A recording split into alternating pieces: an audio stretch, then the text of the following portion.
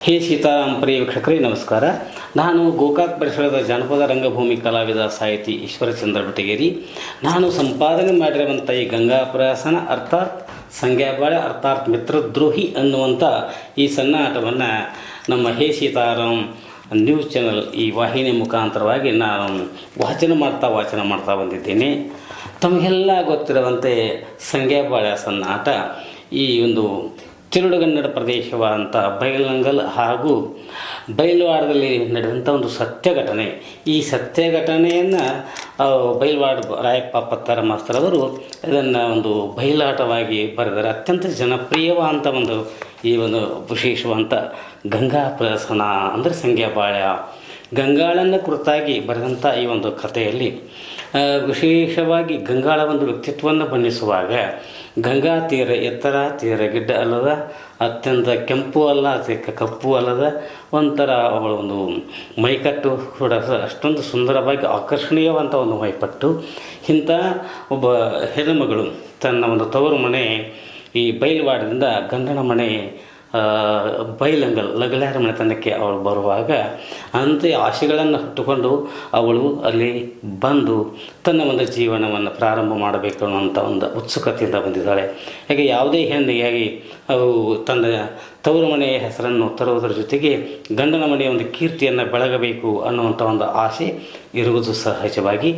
ಅಂತೆ ಗಂಗಾ ಲಗಳಾರ ಮನೆತನಕ್ಕೆ ಸೊಸೆಯಾಗಿ ಬಂದಾಗ ದೊಡ್ಡದಾದಂಥ ಒಂದು ಮನೆ, ಆ ಒಂದು ಅಂತಸ್ತಿನ ಮನೆಯೊಳಗೆ ಅವಳು ಒಬ್ಬಳೇ ತನ್ನ ಗಂಡ ಈರಣ್ಣನ ಒಂದು ಹೆಂಡತಿಯಾಗಿ ಲಗಳಾರ ಈರಪ್ಪನ ಹೆಂಡತಿಯಾಗಿ ಬಂದು ಅವಳು ಪ್ರವೇಶ ಮಾಡ್ತಾಳೆ. ಮಾಡಿದಾಗ ಅವಳಿಗೆ ಒಂಥರ ಆನಂದ. ಯಾಕಂದರೆ ಗಂಡನ ಮನೆಯಲ್ಲಿರ್ತಕ್ಕಂಥ ಒಂದು ಸುಖನ ಬೇರೆ, ತವರು ಮನೆಯಲ್ಲಿರ್ತಕ್ಕಂಥ ಒಂದು ಸುಖನ ಬೇರೆ ಅಂತ ತಿಳ್ಕೊಂಡು ಯಾರಿಗಾದರೂ ಹೆಣ್ಣು ಮಕ್ಕಳಿಗೆ ತನ್ನ ಗಂಡನ ಮನೆಯಲ್ಲಿ ಚೆನ್ನಾಗಿ ಬಾಳೆ ಮಾಡಬೇಕು ಅನ್ನುವಂಥ ಸದುದ್ದೇಶ ಇರುವುದು ಸಹಜ. ಅಂತೆ ಗಂಗಾ ಕೂಡ ಬಹಳ ಒಂದು ಪ್ರೀತಿಯಿಂದ ಗಂಡನ ಮನೆಯ ಹೊಸ್ತಿಲನ್ನು ತಿಳಿದು ಅವಳು ಲಗಳಾರ ಮನೆತನದ ಸೊಸೆಯಾಗಿ ಅವಳು ಪ್ರವೇಶ ಮಾಡಿದ.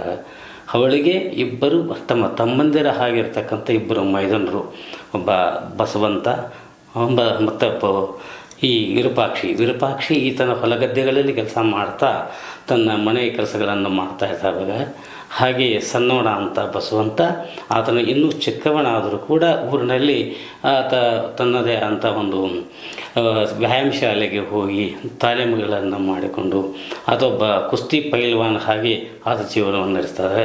ಅಂಥದ್ರಲ್ಲಿ ತನ್ನ ಗಂಡ ಈರಣ್ಣನ ಕುರಿತು ಅಂದರೆ ಈರಪ್ಪನ ಕುರಿತು ಅತ್ಯಂತ ಪ್ರೀತಿಯ ಒಂದು ಹೊತ್ತಂಥ ಈ ಗಂಗಾ ಅವಳ ಬಗ್ಗೆ ಅಪಾರವಂತ ಒಂದು ಮೆಚ್ಚುಗೆಯನ್ನು ಪಡಿತಾ ಇದ್ದಾಳೆ. ಯಾಕಂತಂದ್ರೆ ಈರೇ ಹೇಳ್ತಾಳೆ, ಅವಳು ಮೊದಲನೇ ದಿವಸ ಬಂದಾಗ ಅತ್ಯಂತ ಸಡಗರ ಸಂಭ್ರಮದಿಂದ ಎಲ್ಲರೂ ಊರಿನಲ್ಲಿರ್ತಕ್ಕಂಥ ಎಲ್ಲ ಹೆಣ್ಣು ಮಕ್ಕಳು ಕುಳ್ಕೊಂಡು ಅವಳನ್ನು ಸ್ವಾಗತ ಮಾಡ್ತಾ ಇದ್ದಾರೆ.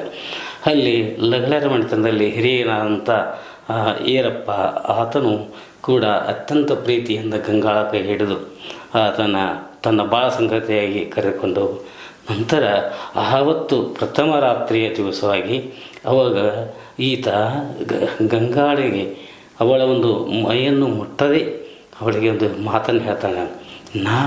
ನಮ್ಮ ಇಬ್ಬರು ತಮ್ಮಂದಿರದಾರಲ್ಲ, ಅವರಿನ್ನೂ ಚಿಕ್ಕವರು, ನಮ್ಮ ತಂದೆ ತಾಯಿಗಳು ಇಲ್ಲ, ಅದಕ್ಕೆ ನಾನೇ ಅವರನ್ನು ತಂದೆ ತಾಯಿಗಳನ್ನ ಹಾಗೆ ನಾವಿಬ್ಬರು ಬೆಳೆಸಬೇಕಾಗೈತಿ.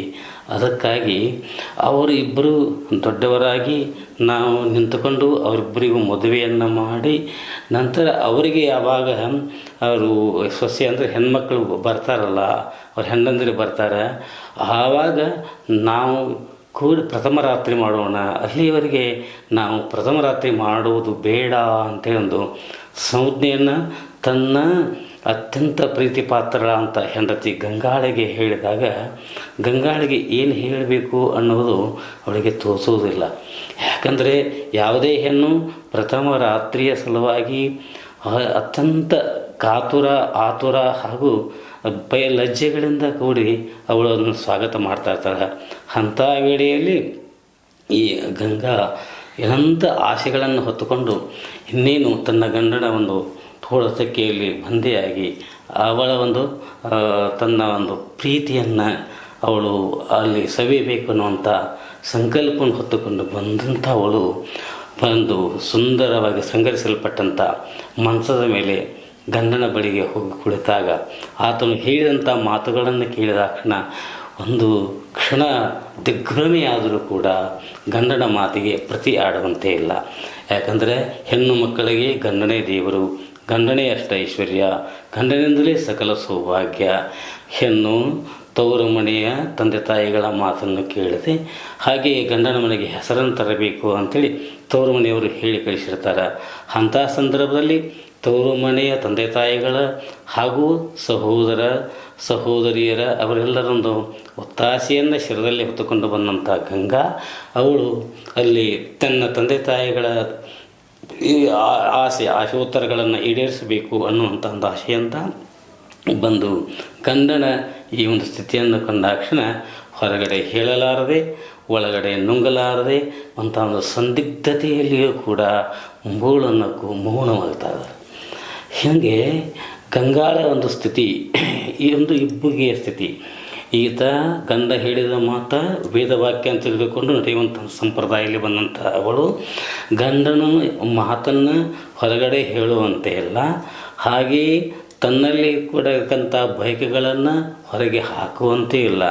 ಯಾಕಂತಂದರೆ ಇವು ಗುಪ್ತ ಒಂದು ಆಲೋಚನೆಗಳು, ಗುಪ್ತ ಸಂತಸದ ಕ್ಷಣಗಳು ಇರುವಾಗ ಏನು ಮಾಡಬೇಕನ್ನೋದು ತೋಸದೆ ಅವಳು ಆಗಲಿ ಅಂಥೇಳಿ ಮುಖನಗೆಯಿಂದ ಅವಳು ಗಂಡನ ಬಳಿಯಲ್ಲಿದ್ದರೂ ಕೂಡ ಗಂಡ ಉತ್ತರ ಆದರೂ ಇವಳು ದಕ್ಷಿಣ, ಹೀಗೆ ಉತ್ತರ ದಕ್ಷಿಣಗಳು ದಿಕ್ಕಿಗೆ ಮಲಗಿದಾಗ ಏನೋ ಒಂದು ಅನಂತ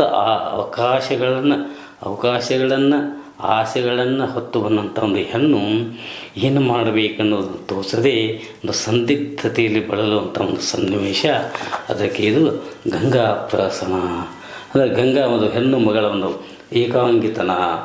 ಎಲ್ಲರೂ ಇದ್ದರೂ ಕೂಡ ಯಾರೂ ಇಲ್ಲದ ಹಾಗೆ ತನ್ನ ಒಂದು ಜೀವನವನ್ನು ಸವಿಯಬೇಕು ಅನ್ನುವಂಥ ಈ ಒಂದು ಕ್ಷಣ, ಇಂಥ ಒಂದು ಕ್ಷಣವನ್ನು ಗಂಗಾಳಿಗೆ ತಬ್ಬಿಬ್ಬಾದರೂ ಕೂಡ ಅನಿವಾರ್ಯವಾಗಿ ಗಂಡನ ಅನತಿಯಂತೆ ನಡೆದು ಅವಳು ಪ್ರಥಮ ರಾತ್ರಿಯನ್ನು ಕಳೆಯುವಾಗ ಬಹಳಷ್ಟು ಮನದಲ್ಲಿ ನೊಂದರೂ ಕೂಡ ಗಂಡನ ಹೆಸರನ್ನು, ಗಂಡನ ಮಾತನ್ನು ಪಾಲಿಸುವುದಕ್ಕಾಗಿ ಅವಳಾದರೂ ಕೂಡ ತನ್ನ ಅದಮ್ಯ ಆಶೆಗಳನ್ನು ಅವಳಿಗೆ ಮನಸ್ಸಿನಲ್ಲಿ ಇಟ್ಟುಕೊಂಡು ಅವಳು ಆವತ್ತಿನ ಒಂದು ರಾತ್ರಿಯನ್ನು ಕಳೀತಾಳೆ.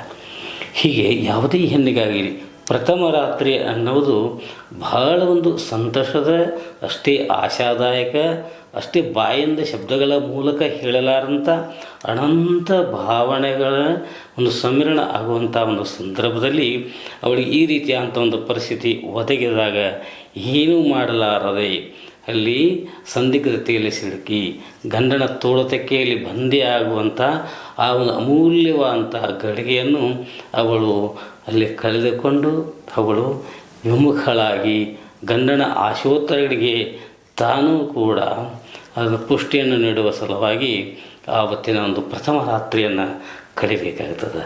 ಅಂಥ ಸಂದರ್ಭದಲ್ಲಿ ಗಂಗಾಳಿಗೆ ಬಹಳಷ್ಟು ಆನಂದ ಆಗುವಂಥ ಕ್ಷಣ.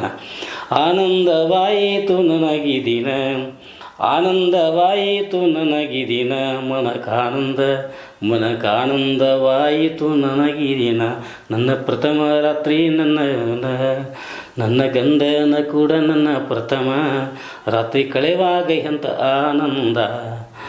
ಆನಂದವಾಯಿತು ನನಗಿದಿನ, ಆನಂದವಾಯಿತು ನನಗಿದಿನ, ಮನಕಾನಂದವಾಯಿತು ನನಗಿದಿನ. ಆ ಒಂದು ಆನಂದದ ಒಂದು ಕ್ಷಣ ತನ್ನಲ್ಲಿ ತಾನು ಆವಿರ್ಭವಿಸಿಕೊಂಡು ಬೆಳಗಿನ ಸೂರ್ಯೋದಯವರೆಗೆ ಒಂದೇ ಒಂದು ಹಾಸಿಗೆಯಲ್ಲಿ ಗಂಗಾ ತನ್ನ ಗಂಡನ ಕೂಡ ಇದ್ದರೂ ಕೂಡ ಆವತ್ತು ಸವಿಯಬೇಕಂತ ಪ್ರಥಮ ರಾತ್ರಿಯ ಒಂದು ಸುಖವನ್ನು ಅನುಭವಿಸದೆ ವಿಮುಖಳಾದರೂ ಕೂಡ ತನ್ನ ಮುಖದಲ್ಲಿ ಮುಗುಳ್ನಗೆಯನ್ನು ಹೊತ್ತುಕೊಂಡು ಅವಳು ಬೆಳಗಿನ ಜಾವದಲ್ಲಿ ಎದ್ದು ದಿನನಿತ್ಯದ ಕಾರ್ಯಗಳ ಕಡೆಗೆ ಅವಳು ತೊಡ್ತಾಳೆ. ಆವಾಗ ಗಂಡ ಈರಪ್ಪ ಆತನಿಗಾದರೂ ಆ ಹೆಣ್ಣಿನ ಒಂದು ಸೂಕ್ಷ್ಮತೆ ಅರ್ಥವಾಗುತ್ತದೆ. ಆದರೂ ಕೂಡ ತನ್ನದೊಂದು ಧ್ಯೇಯ, ತನ್ನ ಒಂದು ಆಸೆ ಆಕಾಂಕ್ಷೆ, ತಮ್ಮಂದಿರನ್ನ ಬಗ್ಗೆ ಇರತಕ್ಕಂಥ ಒಂದು ಕಕ್ಕುಲಾತಿ ಪ್ರೀತಿ, ಅವರಿಗೂ ಕೂಡ ಒಂದು ಒಳ್ಳೆಯ ಭವಿಷ್ಯವನ್ನು ಕೊಡಬೇಕು ಅನ್ನುವಂಥ ಆಂತರಿಕವಾದಂಥ ಒಂದು ಹೃದಯ ವೈಶಾಲ್ಯತೆ ಅವನಲ್ಲಿ ಇದ್ದರೂ ಕೂಡ ತನ್ನ ಜೊತೆಗೆ ಪ್ರೀತಿಯನ್ನು ಹಂಚಿಕೊಳ್ಳಲು ಮದುವೆಯಾಗಿ ಬಂದಂಥ ಹೊಸಮಾಲಗಿತ್ಯ ಅಂತ ಗಂಗಾಳನ್ನು ನೋಡ್ತಾ ಆನಂದ ಪಡ್ತಾ ಇದ್ದಾನೆ.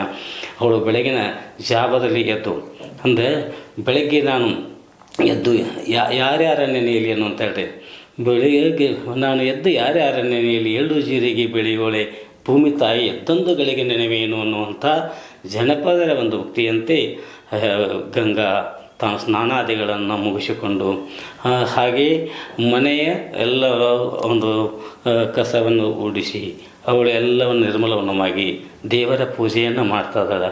ಬಸವಣ್ಣ ನನ್ನ ಕರುಣೆಯಲ್ಲಿ ಬಸವಣ್ಣನ ಒಂದು ಆರಾಧನೆ, ಬಸವಣ್ಣ ಇವರ ಮಣದೇವರು. ಹೀಗಾಗಿ ಪ್ರತಿಯೊಂದು ಇದರೊಳಗೆ ಕವಿ ಕಂದಮಟ್ಟ ಗದಗಿನ ಶಾಪೂರ ಬಸವಣ್ಣ ದೇವರ ಆತನಿಗೆ ಹೋಗಿ ಮಾಡ್ತೀವ್ರಿ ನಮಸ್ಕಾರ ಅನ್ನುವಂಥ ಈ ಒಂದು ನಾವು ಉಲ್ಲೇಖವನ್ನು ನಾವು ಕಾಣ್ತಾ ಇದ್ದೀವಿ. ಹಾಗೆ ಹೆಣ್ಣು ಮಗಳಂಥ ಗಂಗಾ ತನ್ನ ಗಂಡನ ಒಂದು ಆಶೆ ಉತ್ತರಗಳಿಗೆ ಸ್ಪಂದಿಸುತ್ತಾ ಅವರು ಹೇಳಿದಂತೆ ಕೇಳುತ್ತಾ ವಿಶಾಲವಾದಂಥ ಮನೆಯಲ್ಲಿ ಅವಳು ಸಂತೋಷದಿಂದ ಕಾಲಹರಣ ಮಾಡ್ಕೋತ ಇರ್ತಾಳೆ.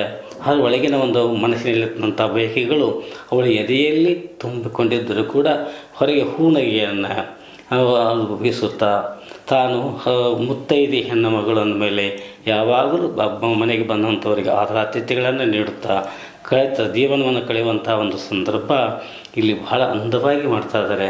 ಇಂಥ ಒಂದು ಸಂದರ್ಭದಲ್ಲಿ ಲಗಳ್ಯಾರ ಮಣಿತನ ಅಂತ ಶ್ರೀಮಂತ ಮಣಿತನ ಜೊತೆಯಲ್ಲಿ ಹಿರಿಯಣ ಅಂತ ಈರಣ್ಣ ಬಳ್ಳಾರಿ ಅಂತ ಒಂದು ಊರಿಗೆ, ಯಾಕಂದರೆ ಬಳ್ಳಾರಿ ಅಂತಂದರೆ ಹಂಪಿಯ ಒಂದು ಪ್ರದೇಶದಲ್ಲಿರ್ತಕ್ಕಂಥ ವಿಜಯನಗರ ಸಾಮ್ರಾಜ್ಯಕ್ಕೆ ಒಳಪಟ್ಟಂಥ ಆ ಒಂದು ಪ್ರದೇಶಕ್ಕೆ ಮುತ್ತು ಮಾಣಿಕ್ಯದ ವ್ಯಾಪಾರಕ್ಕಂತೇಳಿ ಹೋಗ್ತಾ ಇರ್ತಾನೆ. ಒಳಗೆ ಬಳ್ಳಾರಿಯಿಂದ ಒಂದು ಪತ್ರ ಬರ್ತದೆ. ಏನಂತ ಪತ್ರ ಬಂದೈತಿ ಕೇಳ್ತಾಳೆ. ನೋಡು ಗಂಗಾ, ನನಗೆ ಬಳ್ಳಾರಿಯಿಂದ ಅದು ಪತ್ರ ಬಂದೈತಿ, ಮುತ್ತು ರತ್ನ ವ್ಯಾಪಾರ ತೇಜಿ ಐತಂದ ನಾನು ಹೋಗಲೇಬೇಕು ಅಂದಾಗ ಸಹಜವಾಗಿ ಗಂಗಾ ತನ್ನ ಮನಸ್ಸಿನ ಒಂದು ಬಯಕೆಯನ್ನು ಹೆಂಗೆ ಪ್ರಕಟ ಮಾಡ್ತಾಳೆ ಅಂತಂದ್ರೆ, ಅಲ್ಲರಿ ನಾವು ಅಲ್ಲಿ ವ್ಯಾಪಾರಕ್ಕಂತ ಹೋಗಲೇಬೇಕೇನ್ರಿ? ಹೌದು ಗಂಗಾ, ಹೋಗಬೇಕು ಅಂದಾಗ ನನ್ನ ಮಾತ ಕೇಳರಿ ಪ್ರಾಣನಾಥ ಪ್ರಾಣನಾಥ, ವ್ಯಾಪಾರಕ್ಕೆ ಹೋಗಬೇಡ್ರಿ ಇವತ್ತ, ನನ್ನ ಮಾತ ಕೇಳರಿ ಪ್ರಾಣನಾಥ ಪ್ರಾಣನಾಥ, ವ್ಯಾಪಾರಕ್ಕೆ ಹೋಗಬೇಡ್ರಿ ಇವತ್ತ. ಸಹಜವಾಗಿ ತನ್ನ ಒಂದು ಆಂತರಿಕವಾದಂಥ ಒಂದು ತುಮುಲವನ್ನು ದುಗುಡವನ್ನು ತನ್ನ ಗಂಡ ತನ್ನ ಮುಂದೆನೇ ಇರಬೇಕನ್ನುವಂಥ ಸ್ತ್ರೀ ಸಹಜವಾದಂಥ ಬಯಕೆಯನ್ನು ಈ ಒಂದು ಪದ್ಯದ ಮುಖಾಂತರ ಹೇಳ್ತಾಳೆ. ಆವಾಗ ಇಲ್ಲ ಗಂಗಾ ನೋಡಿ, ಯಾವಾಗಲೂ ವ್ಯಾಪಾರ ಮಾಡೋರು ವ್ಯಾಪಾರ ಮಾಡ್ಕೋತಾ ಇರಬೇಕು. ಒಂದು ಮಣಿತನ ಒಂದು ಎತ್ತರಕ್ಕೆ ಹೋಗಬೇಕಾದ್ರೆ ಯಾರ್ಯಾರು ಏನೇನು ಕರ್ತವ್ಯಗಳನ್ನು ಮಾಡಬೇಕಾಗೈತಿ ಆ ಕರ್ತವ್ಯಗಳನ್ನು ಮಾಡಬೇಕಾಗೈತಿ. ಅದಕ್ಕೆ ಬಳ್ಳಾರಿಯಿಂದ ಪತ್ರ ಬಂತದಿ, ನಾನು ವ್ಯಾಪಾರಕ್ಕೆ ಹೋಗಬೇಕು, ನೀನು ಬುತ್ತಿ ಕಟ್ಟು ಅದ. ಆಗಲಿ ಬುತ್ತಿ ಕಟ್ಟಬೇಕಂದ್ರೆ ಒಂದು ಊರಿಂದ ಮತ್ತೊಂದು ಊರಿಗೆ ಹೋಗಬೇಕಾದ್ರೆ ನಮಗೆ ನಮ್ಮ ಬಗಲಲ್ಲಿ ಬುತ್ತಿತ್ತಂದ್ರೆ ಬೇಕಾದ ಊಟ ಮಾಡಕ್ಕೆ ಬರ್ತೈತಿ. ಅದಕ್ಕೆ ಹೇಳ್ತಾನೆ, ಬುತ್ತಿ ಕಟ್ಟ ಗಂಗಾ ನೀನಾ ತಡ ಮಾಡೋದು ಯಾಕೆ, ಹೋಗ್ತೀನಿ ವ್ಯಾಪಾರಕ್ಕೆ ಕೆಳಗಂಗಾ ನೀನಾ ಬುತ್ತಿ ಕಟ್ಟೆ ಗಂಗಾ ನೀನಾ ತಡ ಮಾಡೋದು ಯಾಕೆ, ಹೋಗ್ತೀನಿ ವ್ಯಾಪಾರಕ್ಕೆ ಕೆಳಗಂಗಾ ನೀನ, ವ್ಯಾಪಾರಕ್ಕೆ ಹೋಗುವಾಗ ಅಡ್ಡ ಬರಬೇಡ ನೀನ, ವ್ಯಾಪಾರಕ್ಕೆ ಹೋಗುವಾಗ ಅಡ್ಡ ಬರಬೇಡ ನೀನ, ಬುತ್ತಿ ಕಟ್ಟ ಗಂಗಾ ನೀನಾ ತಡ ಮಾಡೋದು ಯಾಕೆ, ಹೋಗ್ತೀನಿ ವ್ಯಾಪಾರಕ್ಕೆ ಕೆಳಗಂಗಾ ನೀನ. ಅಲ್ಲ, ಒಂದು ಒಳ್ಳೆಯ ಕಾರ್ಯಕ್ಕೆ ಹೊಂಟಿದ್ದೀನಿ, ಮುತ್ತು ರತ್ನಗಳು ವ್ಯಾಪಾರ ಮಾಡಕ್ಕೆ ಹೊಂಟಿದ್ದೀನಿ, ಇಂಥ ವೇಳೆಯೊಳಗೆ ನೀನು ಹೋಗಬೇಡ ಅನ್ಬೇಡ, ನಾನು ವ್ಯಾಪಾರಕ್ಕೆ ಹೋಗಬೇಕು, ನನ್ನ ಸೊಲಗಿ ಬುತ್ತಿ ಕಟ್ಟು ಅಂತ ತಕ್ಷಣ ಅವಳು ಪ್ರೀತಿಯಿಂದ ಹಾಗೆ ನೀ ಹೇಳ್ದಂಗೆ ಬುತ್ತಿ ಕಟ್ತೇನ್ರಿ ನಾನು ನಿಮಗೆ, ವ್ಯಾಪಾರಕ್ಕೆ ಹೋಗಿ ಬರ್ರಿ ಬೇಗ, ಬುತ್ತಿ ಕಟ್ತೇನ್ರಿ ನಾನು ನಿಮಗೆ, ವ್ಯಾಪಾರಕ್ಕೆ ಹೋಗಿ ಬರ್ರಿ ಬೇಗ, ಬಿಜಳ ರೊಟ್ಟಿ ತೆಂಗಿನಕಾಯಿ ಖಾರ, ಬಿಜಳ ರೊಟ್ಟಿ ಮೆಣಸಿನಕಾಯಿ ಖಾರ, ಹುಳ ನುಚ್ಚ ಜೊದ ಒಳಗ ಜೋಡ, ಹುಳ ನುಚ್ಚ ಅದರೊಳಗ ಜೋಡ ನೀವು ಹೋಗಿ ಬರ್ರಿ ಬುತ್ತಿ ಕರ್ತೇನ್ರಿ ನಾನು ನಿಮಗ ವ್ಯಾಪಾರಕ್ಕೆ ಹೋಗಿ ಬರ್ರಿ ನೀವೀಗ ಹೋಗಿ ಭಾಳ ನಿಂದರ ದಾರೀಲಿ ಭಾಳ ದಿನ ನೀವು ನಿಂದ್ರೆ ಬ್ಯಾಡ್ರಿ ಬೇಗ ಬರ್ರಿ ನಮ್ಮ ಊರಿಗೆ ನನಗೆ ನಿಮ್ಮ ನೆನಪು ದೀನ ದೀನ ಆಗತ್ತೈತರಿ ನೀವು ಇದನ್ನು ಕೇಳರಿ ಬುತ್ತಿ ಕಟ್ತೇನ್ರಿ ನಾನು ನಿಮಗೆ ವ್ಯಾಪಾರಕ್ಕೆ ಹೋಗಿ ಬರ್ರಿ ಬೇಗ ಬುತ್ತಿ ಕಟ್ತೇನ್ರಿ ನಾನು ನಿಮಗೆ ವ್ಯಾಪಾರಕ್ಕೆ ಹೋಗಿ ಬರ್ರಿ ಬೇಗ. ಹಾಗೆ ತನ್ನ ಒಂದು ಅದಮ್ಯ ಆಸೆಗಳನ್ನು ಒಳಗಿಟ್ಟುಕೊಂಡು ಗಂಡನ ಸಲುವಾಗಿ ಬಿಳಿಜಾಳ ರೊಟ್ಟಿ ಇದು ಅಲ್ಲದೆ ನೋಡು ಖಾರ ಹಾಗೆ ಮೊಸರನ್ನ ಒಂದು ಚಟ್ನಿ ಅದು ಅಲ್ಲದೆ ಉಳ್ಳಾಗಡ್ಡಿ ಹೀಗೆ ನಾನಾ ತೆರಳಂಥ ಒಂದು ಪದಾರ್ಥಗಳನ್ನು ಕಟ್ಟಿ ಗಂಡನಿಗೆ ಕೊಡ್ತಾಳೆ. ಆ ಸಂದರ್ಭದೊಳಗೆ ಪ್ರೀತಿಯಿಂದ ಬುತ್ತಿಯನ್ನು ತೆಗೆದುಕೊಂಡಂಥ ಗಂಡ ಏನು ಮಾಡ್ತಾನಂದ್ರೆ ಅವಳನ್ನು ಪ್ರೀತಿಯಿಂದ ಒಂದು ಆಲಂಗಿಸಿ ನಾನೇನು ವ್ಯಾಪಾರಕ್ಕೆ ಹೋಗ್ತೀನಿ ಅನ್ನುವಂಥ ತನ್ನ ಮನೋಸಂಕಲ್ಪವನ್ನು ಹೇಳಿದಾಗ ಆವಾಗ ಹೋಗಿ ಬರ್ರಿ ಅಂತೇಳಿ ಗಂಗಾ ಹೇಳುವಂಥ ಒಂದು ಸನ್ನಿವೇಶ ಅತ್ಯಂತ ಹೃದಯದಾಯಕವಾಗಿ ಮೂಡಿತು.